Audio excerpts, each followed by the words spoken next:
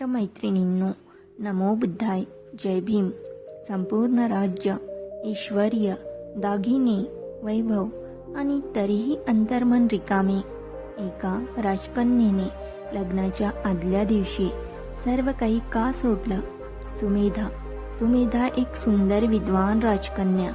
रेशमी वस्त्र, सोन्याचे दागिने, सेवक सेविका. तिचं लग्न ठरलं होतं, पण तिच्या मनात एक प्रश्न होता.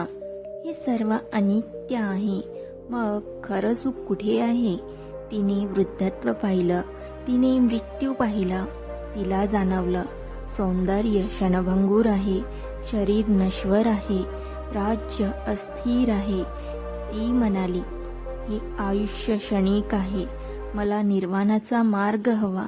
लग्नाचा दिवस, राजा, पाहुणे, वाद्य. मात्र सुमेधा उभी राहिली आणि म्हणाली, मला संसार नको, मला मुक्ती हवी. सभागृहात शांतता पसरली.